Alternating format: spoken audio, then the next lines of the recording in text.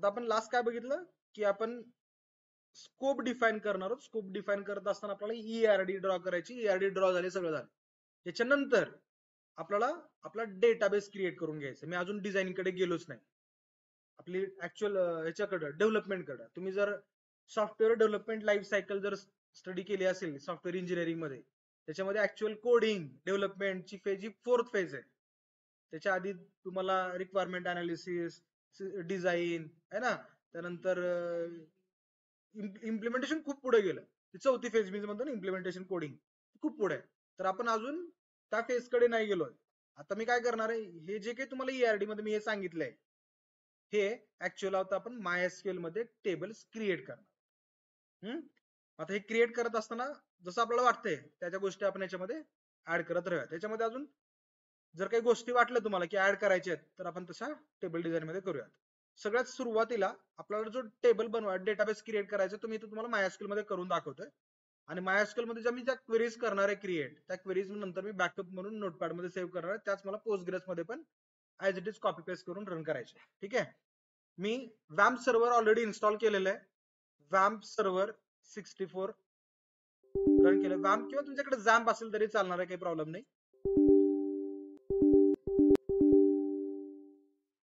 Vamp server execute केल्यानंतर मला काही डीएलएल फाईलचे एरर्स होते, मी ते इग्नोर केल्यात. फक्त हा आयकॉन जो आहे ना, हा ग्रीन दिसायला पाहिजे वॅम्प सर्व्हरचा. हा आयकॉन जो आहे वॅम्प सर्व्हरचा, हा ग्रीन दिसायला पाहिजे, म्हणजे तुमचं वॅम्प सर्व्हर आता स्टार्ट झालं. तर वॅम्प सर्व्हर जे स्टार्ट झाले त्याचा यूज करायचा आपल्याला आता आपला डेटाबेस क्रिएट करण्यासाठी. मी इथे लोकल होस्ट फक्त टाईप करतोय, लोकल होस्ट एंटर करतोय. वॅम्प सर्व्हरचे हे पेज दिसतंय. त्याच्या आतमध्ये इथे PHP मायएडमिन दिसतंय, त्याच्यावरती क्लिक करा. PHP मायएडमिनचं मेन पेज आपल्याला दिसेल. एकच मिनिट.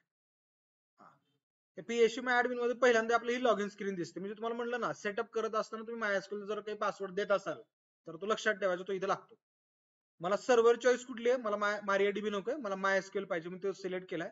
युजर नेम रूट आहे, मी पासवर्ड काहीही ठेवलेला नाहीये. इथे मी डायरेक्ट गो म्हणतोय. पासवर्ड मी टाकलेला नाही, कारण मी पासवर्ड सेटअप केलाच नव्हता.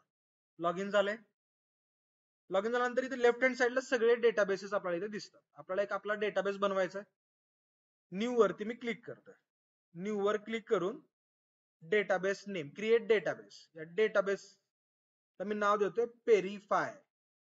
पेरिफाय असं मी डेटाबेसला नाव दिले आणि मी इथे क्रिएट वरती क्लिक करतोय. तेव्हा इथे तुम्हाला पेरिफाय डेटाबेस लेफ्ट हँड साईडला आलेला दिसतोय. त्याच्यावरती क्लिक करा. डेटाबेस पेरिफाय दिसतोय. MySQL चा पोर्ट 3308 दिसतोय. इथे तुम्हाला 3306 दिसत असेल, मला 3308 दिसतोय. पोर्ट नंबर जो आहे तो लक्षात ठेवा. हा तुम्हाला ओपन केल्यानंतर ते दिसणारच आहे. डेटाबेस पेरिफाय. आता याच्या आतमध्ये आपल्याला टेबल्स क्रिएट करायचे. ठीक आहे. याच्या आतमध्ये आपल्याला टेबल्स बनवायचे. आता ते टेबल, पहिला टेबल मी ऍडमिनचा बनवतो, जे मला बॅकएंड ऑपरेशन साठी लागणार आहे.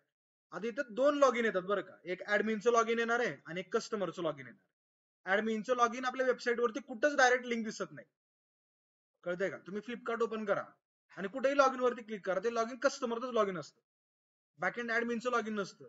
सेलरचं लॉगिन पण तुम्हाला वरती कुठंच दिसणार नाही. डीलरचं लॉगिन वगैरे काय असेल तर ते पण दिसणार नाही, बरोबर ना, कारण ते बॅकएंड लॉगिन आहेत, त्यांच्या वेगळ्या लिंक्स असतात, बरोबर ना. अमेझॉन वरती पण जे काही लॉगिन दिसतं ते कस्टमरचंच लॉगिन दिसतं, ऍडमिनचं लॉगिन किंवा सेलरचं लॉगिन नसतं, त्यांच्या लिंक वेगळ्या असतात. आपण तेच करणार आहोत. आपण ऍडमिन साठी लिंकच वेगळी बनवणार. जी डिफॉल्ट लिंक दिसतील तुम्हाला सगळ्या वेब पेज वरती समोर, त्या सगळ्या कस्टमरच्या लिंक असतील. सगळ्यात पहिला आपण बॅकएंड ऑपरेशन करणार, त्यामुळे मी पहिला जो टेबल बनवतोय तो माझा कस्टमर ऍडमिन टेबल बनवणार. आता तुम्ही तुमच्याकडे पर्याय आहे तिथे, जर तुम्ही PHP माय ऍडमिन यूज करत असाल तर तुम्ही एकतर डायरेक्ट क्रिएट क्वेरी वरनं तुम्ही क्रिएट टेबल वगैरे करा, त्याच्यावरनं क्वेरी वगैरे फायर करा वगैरे इथनं, असंही चालेल. मग कुठली क्वेरी करायची आहे तर क्रिएट टेबलची क्वेरी करायची तर तुम्हाला तसं लिहिता येईल, किंवा स्ट्रक्चर वरती येऊन तुम्ही क्रिएट टेबल इथे दिसतंय, इथे तुम्ही डायरेक्ट टेबलचं इथं नाव ऍडमिन टेबल नेम. आता इथं तुम्ही कॅपिटल लिहिताय का स्मॉल लिहिताय यांनी काही फरक पडत नाही. जेव्हा आपण ऍक्च्युअल क्वेरी फायर करणार आहोत तेव्हा सगळं स्मॉल मध्येच असतं. आलं लक्षात. इथे कॅपिटल स्मॉल तुम्ही कसं लिहिलं तरी तिकडे तुम्ही, कारण इथे केस सेन्सिटिव्हिटी कीवर्ड मध्ये नसते, डेटामध्ये केस सेन्सिटिव्हिटी असते बरं का. डेटा जेव्हा आपण वेअर क्लॉज मध्ये मी टाकतोय user name is equal to admin आणि ऍडमिनचा डेटा मधला एक कॅपिटल असेल आणि मी टाकताना स्मॉल ए टाकला तर तिथे चेकिंग होतं. पण ऍडमिन टेबलच आहे ना, टेबल नेम मध्ये चेकिंग होत. ठीक आहे. तर ऍडमिन नावाचा टेबल आहे. तर काय काय कॉलम्स येणार आहेत, नंबर ऑफ कॉलम्स त्यांनी विचारलेत मला. माहिती पाहिजे आधी. ऍडमिन मध्ये मला ऍडमिन आयडी घेणार मी पहिला, ऍडमिन आयडी, नंतर युजर नेम, पासवर्ड. त्यानंतर मला जर पासवर्ड रिकव्हर करायचं तर सिक्युरिटी क्वेश्चनचा आन्सर. हा, आता ऍडमिन आहे तर तुम्ही युजर नेम पासवर्ड वरनं जर आयडेंटिफाय करू शकत असाल तर ठीक आहे, अदरवाइज इथं ऍक्च्युअल नेम घ्या हवा असेल. तुम्हाला जेवढ्या काय ऍट्रिब्यूट पाहिजे तेवढ्या ऍट्रिब्यूट तुम्ही लिस्ट करू शकता. मला थोडक्यात ऍडमिन टेबल करायचं, मी तर 3च गोष्टी घेणार आहे, ऍडमिन आयडी, त्यानंतर युजर नेम आणि पासवर्ड. ते रिकव्हरी वगैरे करण्यासाठी मी ते कस्टमर साईडला करतो. आणि जर पासवर्ड विसरला तर काय, सिक्युरिटी क्वेश्चन वरनं त्याला आन्सर द्यायला लावायचं आणि त्याला पासवर्ड शो करायचा. ते आपण कस्टमर साईडला करू. मी इथं 3च कॉलम घेणार आहे, number of columns 3, UID, user ID आणि युजर नेम आणि पासवर्ड. या 3 गोष्टी मी इथं गो म्हणतोय. टेबलला नाव दिले, नंबर ऑफ कॉलम्स टाकले, तेवढेच मला इथे टेबल टेक्स्ट बॉक्सेस दिसतात. पहिल्यांदा युजर आयडी हा इंटिजरच असणार आहे, हा डिफॉल्ट नन. आता इथं याला मला प्रायमरी की सेट करायचे आणि ऍटो इन्क्रीमेंट A_I जो दिलाय, A_I म्हणजे ऍटो इन्क्रीमेंट ठेवायचे आणि याला मी प्रायमरी की सेट करतोय. ठीक आहे, ही प्रायमरी की असणार आहे, इंडेक्स म्हणून सेट झाले प्रायमरी. आणि युजर आयडी झाला म्हणजे हा इंटिजर असेल 1 2 3 4. त्यानंतर युजर नेम, आता युजर नेम आहे ना, हा डेटाबेस मधला कीवर्ड पण आहे, माहिती आहे आपल्याला. प्रोग्रामिंग लँग्वेज मध्ये जर कीवर्ड असेल तर तो व्हेरिएबल म्हणून यूज होत नाही, है ना. म्हणून युजर नेम असंच घेऊ नका, तुम्ही यू नेम घ्या. ठीक आहे, हा यू नेम कसा आहे, आणि यू नेम व्हेरिएबल कॅरेक्टर ठेवणार आहे, त्याची मी लेंथ देणार आहे सपोज 20 कॅरेक्टरचं हे पाहिजे. आणि नल असू शकतं का, तर तुम्हाला जर नको असेल नॉट नल वगैरे तर नॉट नल सेट करा, मी तर नल दिलं तरी चालणार आहे असं टाकतोय. बाकीचे मला दुसऱ्या कुठल्याही गोष्टी नको आहेत. ठीक आहे. त्याच्यानंतर पासवर्ड आहे, तर पासवर्ड हा पण कीवर्ड आहे म्हणून पासवर्ड असा ऍज इट इज टाकत नाही मी, यू पास असं टाकतो, युजर पासवर्ड. किंवा ऍडमिनचा असेल तर ए पास करा. हा, आता इथं मी यू पास टाकलंय, हा यू पास पण माझे व्यारकार असणार आणि याला मी टाकत असताना 50 कॅरेक्टरची लेंथ, तेवढा मोठा पासवर्ड असेल तर. किंवा जर तुम्ही एन्क्रिप्शन टेक्निक वगैरे यूज केली तर एन्क्रिप्शन टेक्निक मध्ये तुम्हाला मिनिमम 50 कॅरेक्टरचा पासवर्ड जनरेट होतो, त्यामुळे हे ठेवलंय आपण नन. ठीक आहे, आपण इथे बाकी काही सेट करत नाही. आणि प्रिव्ह्यू एसक्यूएल करून बघा, तुम्हाला इथे क्रिएट टेबलची एक क्वेरी दिसते, क्रिएट टेबल है ना.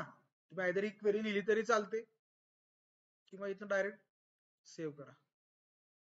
टेबल बनलाय आपला, बनला ना, ऍडमिन टेबल बनलाय. या ऍडमिन मध्ये UID की दिसते म्हणजे प्रायमरी की आहे, यू नेम आहे आणि यू पास आहे. तुम्हाला जर क्वेरी लिहायची नसेल तर तुम्ही असं पण बनवू शकता. हा, पण मी तुम्हाला काय म्हणालो मगाशी, की हाच टेबल आपण नंतर पोस्टग्रेस मध्ये बनवणार आहोत, पण इथे तर मी लिहिलीच नाही ना क्वेरी, तेव्हा आपण इथे एक्सपोर्ट करतो. हे नंतर मी तुम्हाला सांगतो कसं एक्सपोर्ट करायचं आणि यायचं.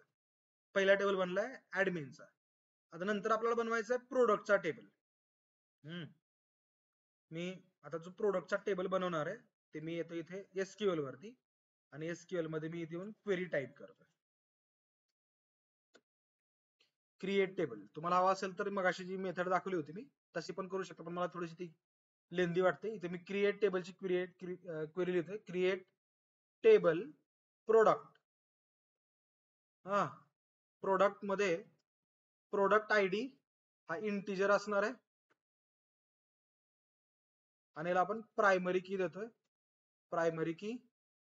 आणि याला मी ऑटो इन्क्रीमेंट सेट करतोय, म्हणजे प्रायमरी की आहे आपण देणार नाही, ऑटोमॅटिकली 1 2 3 4 अशी ऑटोमॅटिकली इन्क्रीज होत जाईल. काय साईनात, हा, ऑटो इन्क्रीमेंट. मोबाईल राहू दे बाजूला. त्यानंतर प्रोडक्टचे नेम देतोय आपण, P name, varchar product name मी देतो सपोज 100 कॅरेक्टरचं प्रोडक्ट नेम. त्यानंतर प्रोडक्टची प्राइस, पी प्राइस. प्राइस मी डबल दिली चालेल किंवा मी इंटिजर देतो इथे, सोपं जाईल आपल्याला.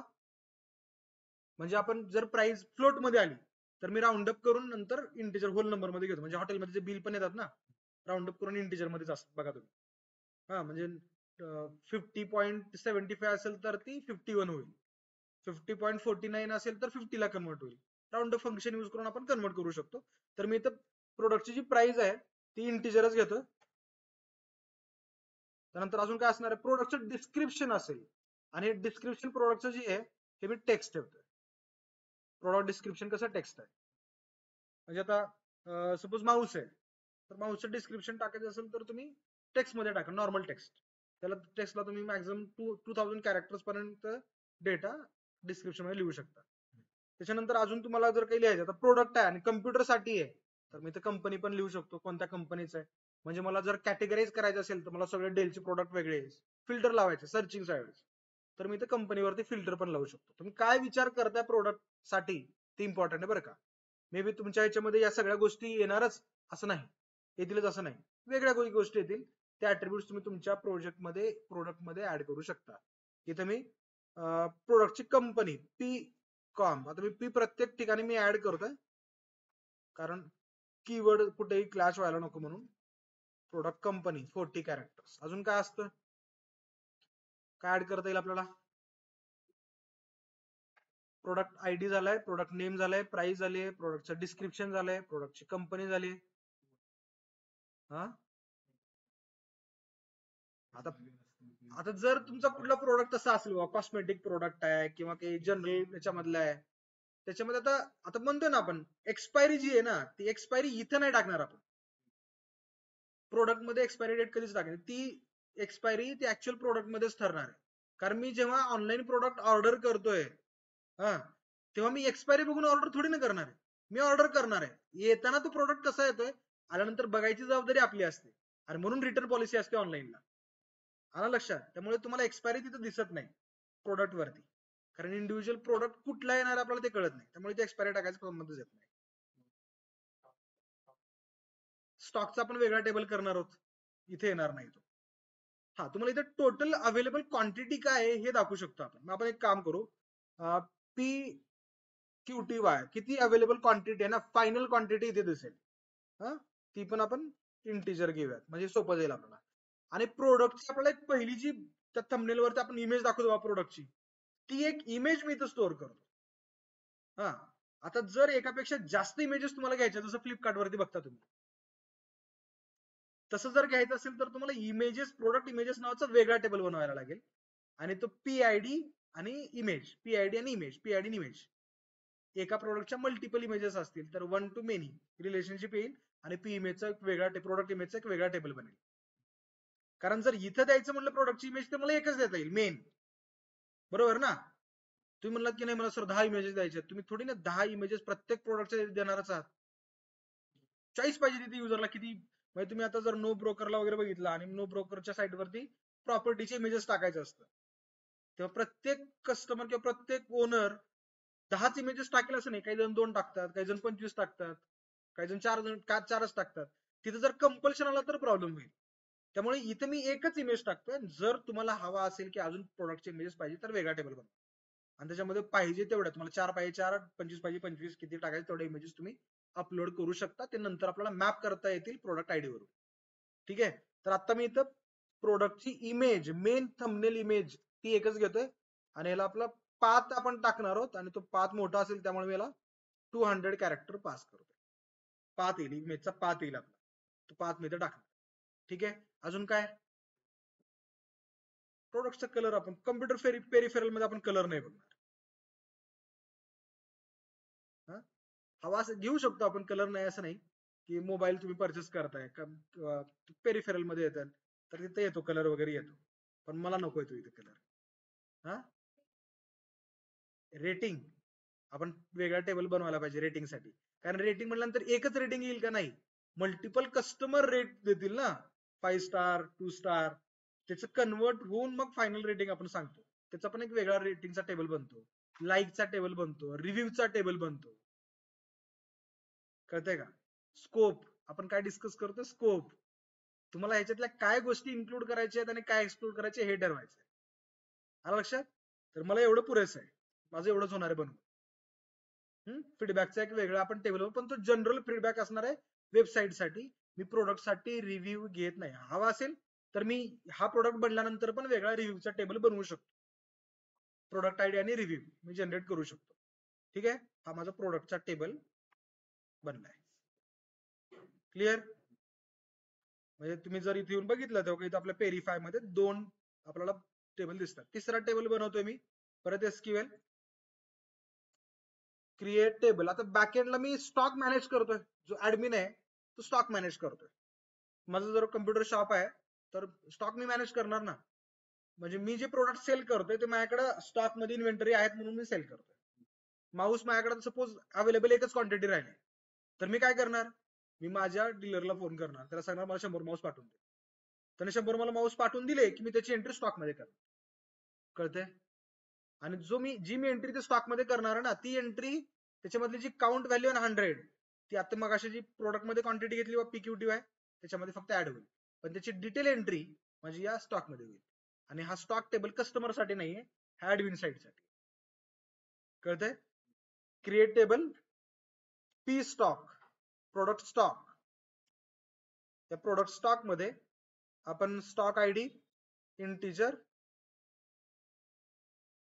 प्रायमरी की ऑटो इन्क्रीमेंट. त्यानंतर आता स्टॉक कशाचा आहे, प्रोडक्टचा आहे, तर प्रोडक्ट आयडी येईल रेफरन्सेस मध्ये.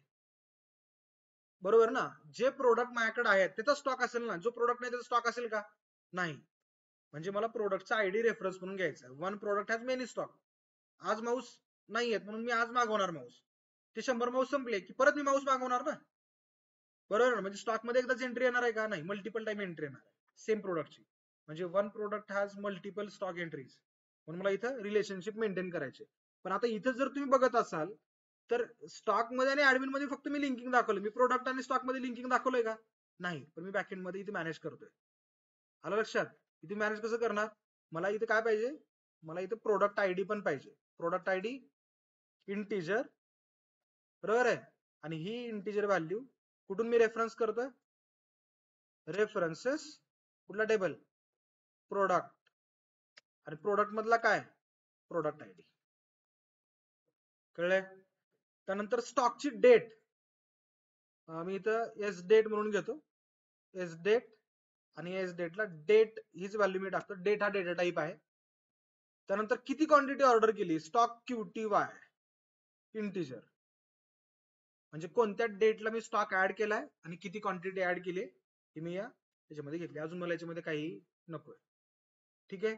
हा, आता ह्याच्यामध्ये जर तुम्हाला अजून मॅनेज करायचं असेल की या स्टॉकची एंट्री कोणत्या ऍडमिननी केली होती, जर ऍडमिन मल्टिपल असतील तर, आणि जर आपल्याला हे मॅनेज करायचंय, लॉग मेंटेन करायचं आहे, तर तो लॉग आपण इथं मेंटेन करू शकतो. मला इथं टाकायला लागेल UID रेफरन्स फ्रॉम ऍडमिन. आलं लक्षात? पण मला मेंटेन करायचं नाही, माझा एकच युजर असणार आहे, तोच युजर सगळे ऑपरेशन करतो. ठीक आहे. टेबल बनलाय माझा स्टॉकचा. हा, आता आपण मेन आपल्या टेबलकडे येऊयात, customer. Create table customer. Online मध्ये तुम्हाला कोणाला काही सांगायचं असेल तर हँड रेज करा, मला लगेच चॅट विंडो मध्ये मेसेज दिसणार नाही किंवा ते पॉपअप पण होत नाही. काही सजेस्ट करायचं असेल तर हँड रेज करून सजेस्ट करा चॅट विंडो मध्ये. क्रिएट टेबल कस्टमर, आपली ही मेन टेबल आहे. कस्टमर मध्ये कस्टमर आयडी इंटिजर प्रायमरी की, त्याला आपण ऑटो इन्क्रीमेंट घेतोय. आता पण इथे प्रॉब्लेम, आपण ऑटो इन्क्रीमेंटला घेऊयात. कस्टमरचा मोबाईल नंबर पण आपण प्रायमरी की म्हणून घेऊ शकतो बरं का, कारण प्रत्येक कस्टमरचा मोबाईल युनिक असतो, मोबाईल नंबर हे होत नाही. पण जर बंद पडला मोबाईल नंबर तर प्रॉब्लेम. त्यामुळे आपण कस्टमर आयडी एक वेगळा जनरेट करतोय, CID. त्याच्यानंतर कस्टमरचं नाव घेणार आपण, वारक्यार 40. आता हे कस्टमरचं फुल नेम म्हणून घेऊयात आपण. नेम मध्ये F नेम घेऊयात, कस्टमर फुल नेम. F नेम म्हणजे फर्स्ट नेम वाटायला नको, आपण फुल नेम घेऊयात, कस्टमर फुल नेम 40 कॅरेक्टरचा. त्याच्यानंतर कस्टमरचा मोबाईल नंबर CMOB आणि हा पण मी varchar म्हणूनच घेतो आणि 15 कॅरेक्टर्स लॉंग घेतोय. म्हणजे +91 डॅश वगैरे जर आपल्याला व्हॅलिडेट करायचं असेल पुढे तर आपल्याला ते सगळे कॅरेक्टर लागतील. ठीक आहे. इथे मी डेटाबेस मध्ये काही व्हॅल्यू जरी घेत असली तरी मोबाईल नंबर मी तिकडे एंटर करतोय ना ते मी jQuery मध्ये व्हॅलिडेट करूनच इकडे डेटाबेस मध्ये घेऊन येणार आहे. जर jQuery ने व्हॅलिडेट केलं नाही मोबाईल नंबर इनव्हॅलिड सांगितलं तर मी इनपुट सबमिट किती वेळेस केले तरी डेटाबेस मध्ये एंट्री येणार नाही. त्यामुळे इथं मी varchar घेतोय का इंटिजर घेतोय, इथे 15 कॅरेक्टर घेतलेत का 10 कॅरेक्टर घेतलेत यांनी काहीही फरक पडणार नाही. तिकडे मोबाईल नंबर त्यांनी एंटर करत असताना 10 डिजिटचा टाकला नाही तर पुढेच जाणार नाही फॉर्म. jQueryचं काम आहे ते. ठीक आहे, आपण ते तिथं मॅनेज करणार आहोत. CMOB varchar 15 घेतले. अजून काय असेल? त्यानंतर ऍड्रेस असेल, कारण आपला ऑनलाईन सर्व्हिस आहे त्याला ऍड्रेस आपल्याला. आता कस्टमरचा ऍड्रेस आणि डिलिव्हरी ऍड्रेस वेगवेगळे असू शकतात बरं का. हा, तुम्हाला डिलिव्हरीच्या वेळेस वेगळा ऍड्रेस तुम्ही घेऊ शकता. आता मी कस्टमरचा नॉर्मल ऍड्रेस घेतोय. हा, सी ऍड्रेस नुसता ADD केलं ऍड असं करू नका. ऍड हा डेटाबेसचा कीवर्ड आहे. तर मी कस्टमर ऍड्रेस म्हणून एक हे घेतलाय आणि कस्टमर ऍड्रेस मध्ये varchar 100 असं लिहिलेलं. आता जर तुम्हाला आता आपण असं की बऱ्याच वेबसाईट बघतो ज्याच्यामध्ये ऍड्रेसची लाईन 1 ऍड्रेसची लाईन 2 असते, त्याच्यानंतर खाली सिटी पण असते, त्याच्यानंतर पुढे पिनकोड असतो. ऍड्रेस दिल्याने ऍड्रेस मध्ये जर सगळ्याच गोष्टी आपण टाकत असू तर परत सिटी परत पिनकोड असं असायचं कारण काय? कारण बॅकएंडला हे सर्चिंग इझी होतं की मला जर चेक करायचंय की पुण्यामधल्या शनिवार पेठ मधनं किती ऑर्डर आतापर्यंत आले तर मी पिनकोड वरनं सर्च करू शकतो. 41 10 30 टाकलं की मला सगळ्या ऑर्डर जनरेट झाले दिसतील, मला काउंट दिसेल लगेच. कोणाला काही डाऊट आहे, सजेशन असेल तर मला चॅट विंडो मध्ये एंटर करून सांगा. कळले? अजून काय येईल? हा, तुम्ही जसं म्हणलं इथे ऍड्रेस तर असेलच तो नॉर्मल. हे सोबत आपण कस्टमरची सिटी पण घेऊयात. सिटीवरनं आपल्याला जर बॅकएंडला काही रिपोर्ट जनरेट करायचे असतील तर कस्टमर सिटी varchar 40 मी घेतलाय. पिनकोड घ्यायचा आहे का नको? नको, राहू दे. पिनकोड नको, आपण पिनकोड नाही घ्यायला. अजून काही वेगळं ऍड करायचंय? कस्टमरला लॉग इन करण्यासाठी युजरने पासवर्ड लागणार आहे. कस्टमरचं जे युजरने पासवर्ड विसरलं तर त्याला ते रिकव्हर करायला सिक्युरिटी क्वेश्चन, त्या सिक्युरिटी क्वेश्चनचा आन्सर त्याच्याकडनं स्क्रीन घ्यायचं. तर त्या पण गोष्टी आपल्याला लागतील इथे. तर पहिली गोष्ट आपण कस्टमरचं user name, CU name, customer user name. आपण ऍडमिनला यू नेम घेतलं होतं, कस्टमरसाठी मी CU नेम घेतलंय. CU नेम varchar 30 आणि हे कस्टमरचं युनेम जे आहे ना हे युनिक पाहिजे मला. म्हणजे हे युजर नेम परत रिपीट नाही व्हायला पाहिजे. पण ह्याला मी प्रायमरी की आपण CID ला घेतली, प्रायमरी की नाही ठेवायची, आपल्याला युनिक पाहिजे. म्हणजे पूर्ण टेबल मध्ये CU नेम रिपीट होणार नाही.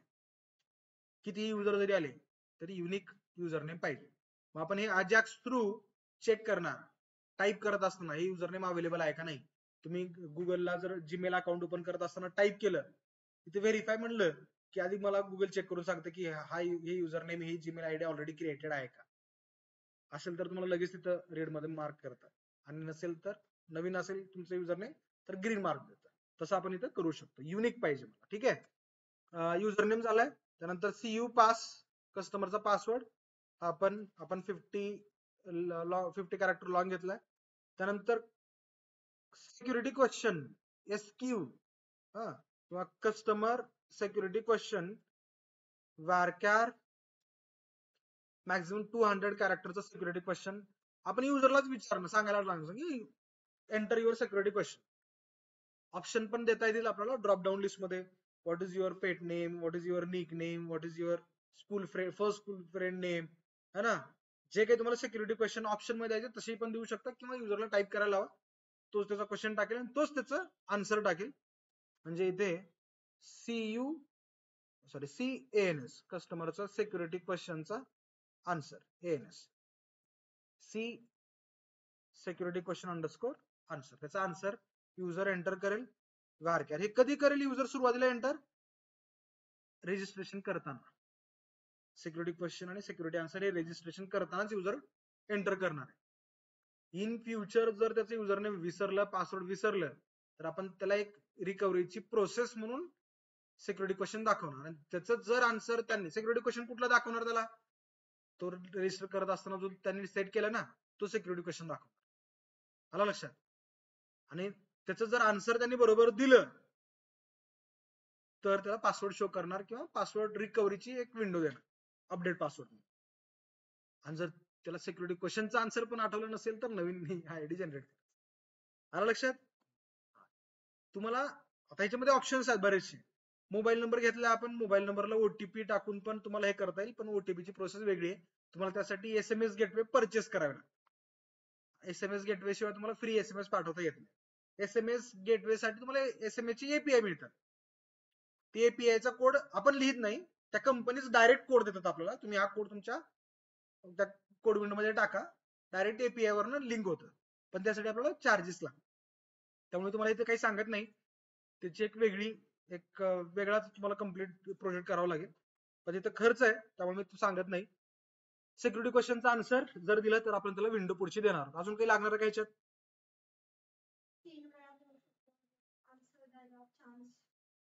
ते आपण कोड मध्ये मॅनेज करणार सेशन थ्रू. अजून बस काय लागणार आहे? ऍड्रेस घेतलाय, काय लागणार आहे का? ऑनलाईन सजेस्ट करा काय असेल तर.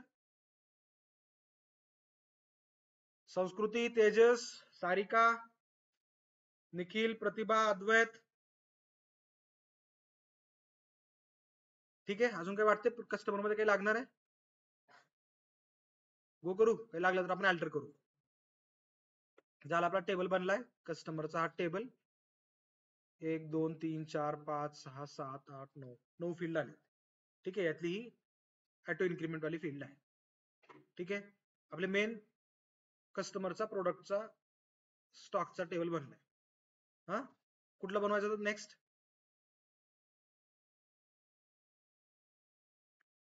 क्रिएट टेबल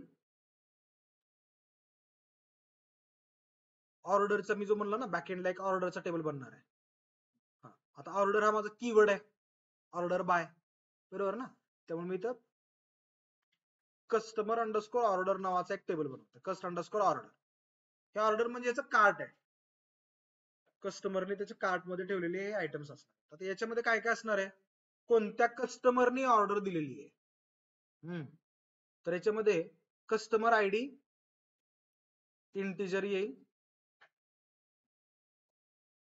इंटिजर, पण याला रेफरन्स येईल कस्टमर टेबल. म्हणजे ज्या कस्टमरने लॉग इन केली आहे, लॉग इन केलेलं असेल तरच त्याची ऑर्डर कार्ट मध्ये जाईल ना. लॉग इन न करता ऍड टू कार्ट म्हणा, तुमचं लॉग इन कार्ट मध्ये ऍड होत नाही. लॉग इन केल्यानंतर तुमचं कार्ट ओपन होतं, बरोबर आहे? त्यामुळे कस्टमर आयडी इंटिजर, याला मला रेफरन्स द्यायचं, रेफरन्सेस कस्टमर टेबल, आणि कस्टमर मधला कस्टमर आयडी रेफरन्स मध्ये आला. त्यानंतर कोणती ऑर्डर देणार आहे? हा प्रोडक्ट पाहिजे तर पी आयडी हा पण रेफरन्स मध्ये येईल.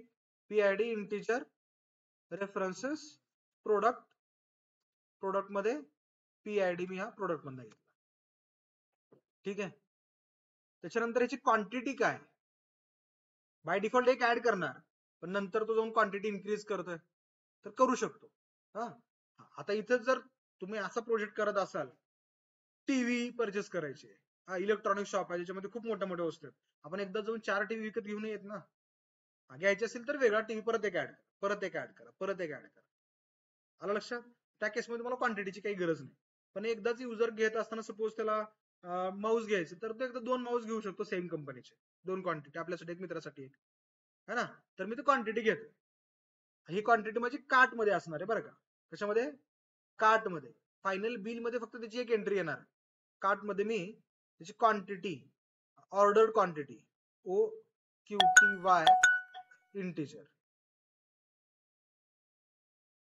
ठीक आहे. कोण हँड रेस करतोय का? आतनच का वाजतंय? ठीक आहे. ऑर्डर क्वांटिटी इंटिजर घेतली आपण. त्याच्यानंतर अजून काय घ्यायचंय? कधी प्रोडक्ट ऍड केलाय हा कार्ट मध्ये, कधीपासून ऍड करून ठेवलाय? नुसतंच ऍड करून ठेवलंय, घ्यायची गरज आहे नाही. आपल्याला ती जर स्टॉक जर ब्लॉक करायचा असेल तर आपण घेऊ शकतो. पण एखादी युजरनी खूप मोठा सपोज लॅपटॉप आहे ऍड करून ठेवलाय आणि त्याच्या अगेन्स्ट आपण आपली क्वांटिटी ब्लॉक करून ठेवली तर चालणार नाही ना. हा वर्षभर स्टॉक कार्ट मध्ये ऍड करून ठेवेल, तोपर्यंत आपण थोडी ना आपली क्वांटिटी ब्लॉक करून ठेवली.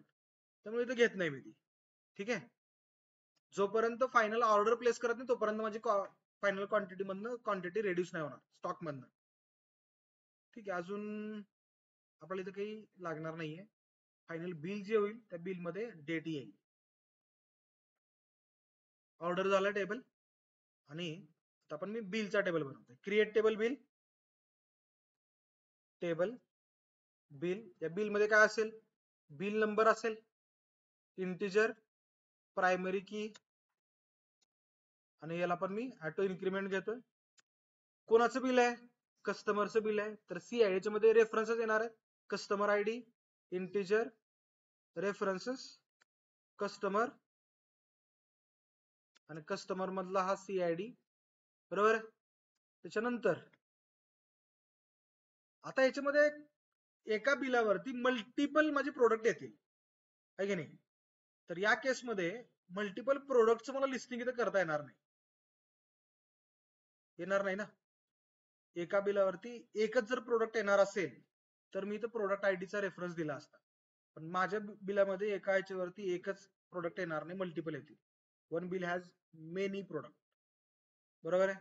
त्यामुळे मला एक वेगळा टेबल बनवावा लागला. मग आता वेगळा टेबल बनवायचं म्हणलं तर मी एक काम करू शकतो, तो ऑर्डर नावाचा जो आता टेबल बनवलाय की नाही, त्या ऑर्डर टेबलला नंतर मी अपडेट करू शकतो आणि त्याच्यामध्ये बिल जनरेट झाल्यानंतर बिल नंबर टाकू शकतो. म्हणजे कस्टमरने जी ऑर्डर एंटर केली आहे, प्रोडक्ट माऊस कोणत्या बिल वरती गेले, बिल नंबर 1 वरती गेले, मग तिथे मी नंतर अपडेट करेन.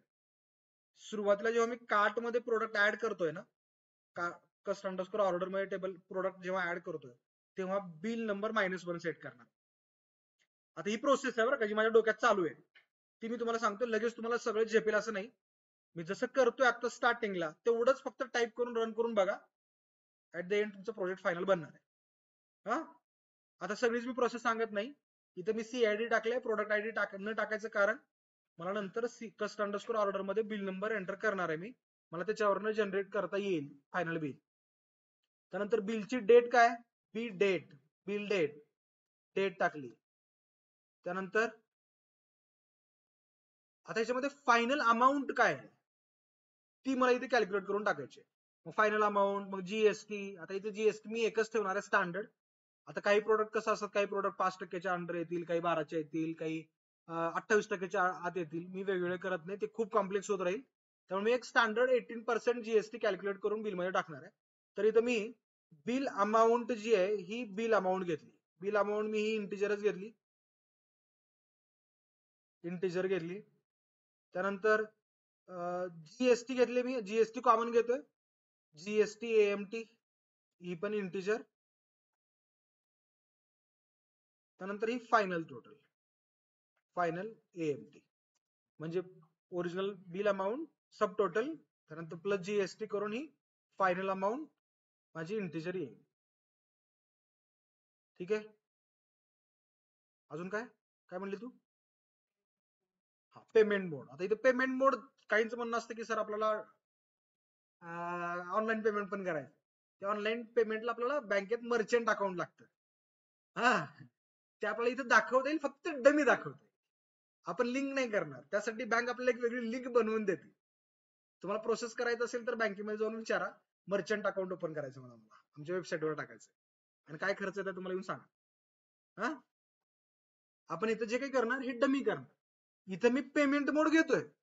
पेमेंट मोड कोणता आहे तर वारक्या. आपण इथं 40 सेट करूया. म्हणजे तो, हा, तुम्ही इथं तुमचा UPI चा स्कॅनर आहे ना तो देऊ शकता, पण तो स्कॅनर डायनॅमिक नाही, स्टॅटिक स्कॅनर. तुम्हाला जर तो असं स्कॅनर पाहिजे, बिल अमाऊंट किती आहे, हा 400, मग 400चा स्कॅनर बनतो बघा, तसं पण इथं नाही करता. त्याला API लागतो गुगलचा. हा, गुगल API लागतो. किंवा तुमचं राजर पेला अकाउंट लागतं किंवा पेयू मनीला अकाउंट लागतं. हे सगळे इंटिग्रेटेड आहेत. तुम्हाला मी एक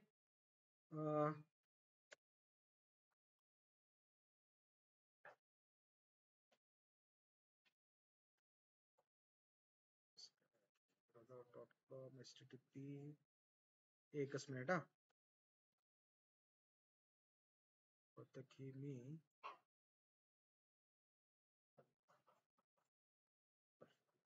ठीक आहे लोड होत नाहीये. मी केलं होतं इंटिग्रेट, पेयू मनी इंटिग्रेट केलं होतं, तुम्हाला मी दाखवलं असतं. आता लोड होत नाही ती, मी रिडायरेक्ट केली वेबसाईट. पेमेंट मोड घेतलाय, अजून काय घ्यायचंय? पेमेंट अमाऊंट फायनल घेतले, पेमेंट मोड घेतलाय. ठीक आहे, आपल्या हे बिल वरती एवढे डिटेल्स येणार आहेत. फाईल मी आपल्या हे क्वेरी कम्प्लीट केले.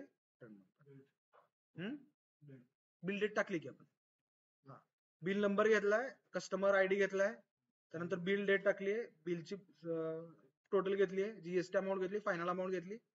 पेमेंट मोड, तुम्हाला जर याच्यामध्ये डिस्काउंट ऍड करायचंय, त्या डेट मध्ये टाइम पण येईल.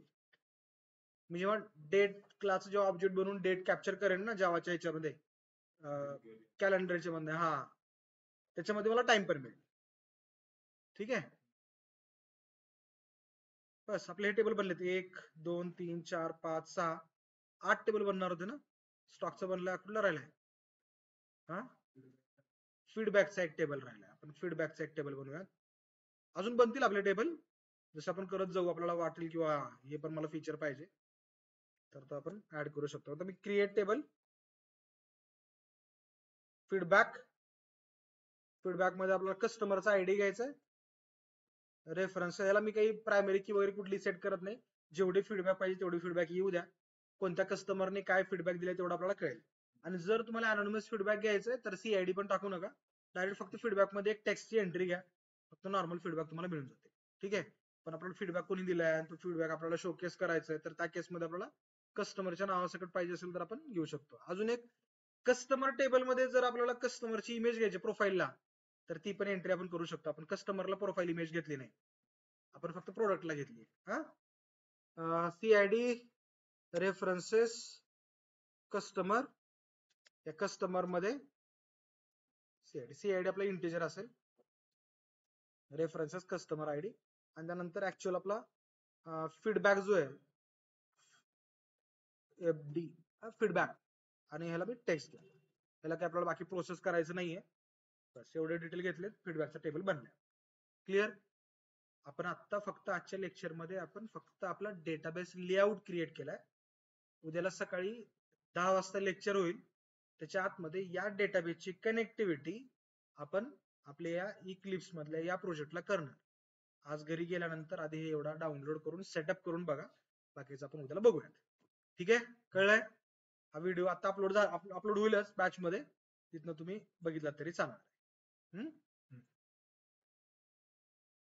ऑनलाईन